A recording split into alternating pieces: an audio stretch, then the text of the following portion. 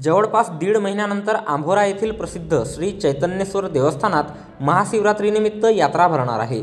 त्यापूर्वी पहिला ते आंभोरा तीर्थक्षेत्राकडे जाणाऱ्या रस्त्याचे बांधकाम पूर्ण होणे अपेक्षित असताना बांधकाम रखडले आहे। भंडारा आणि गोंदिया जिल्ह्यातून येणारे लाखो भाविक याच रस्त्याने आंभोरा देवस्थानात जातात।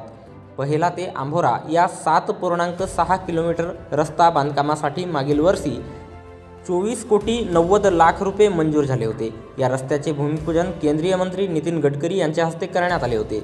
मागणीनुसार रस्त्याच्या बांधकामाला सुरुवातही करण्यात आली। कंत्राटदाराने काम करताना अत्यंत निकृष्ट दर्जाचे बांधकाम साहित्य वापरल्याचा आरोप स्थानिक नागरिकांनी केला आहे।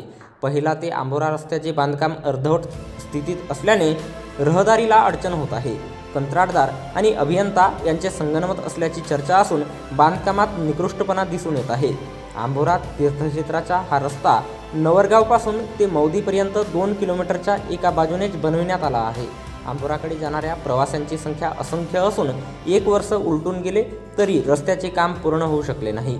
रस्त्याला अनेक ठिकाणी खड्डे, कित्येक ठिकाणी नाल्यांचे खोदकाम आणि सिमेंट रस्ता झाला त्या ठिकाणावरूनच एका बाजूने खोलीकरण, त्यामुळे अपघात होण्याची दाट शक्यता निर्माण झाली आहे।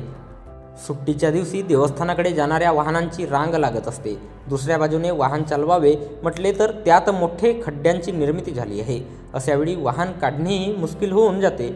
खाजगी तथा शासकीय वाहनेही याच रस्त्यावरून चालतात, मात्र शासकीय यंत्रणेला हे दिसत नाही काय असा प्रश्न स्थानिक नागरिकांनी उपस्थित केला आहे। आंभोरा हे तीर्थक्षेत्र महाराष्ट्रात नावाजलेले आहे। 5 नद्यांचा संगम क्षेत्र असलेल्या या ठिकाणी जवळपास 200 कोटी रुपये पर्यटन क्षेत्रावर खर्च केला जाणार आहे। मात्र 1 वर्ष उलटूनही बेजबाबदारपणामुळे साधारण रस्त्याचेही काम पूर्ण झालेले नाही।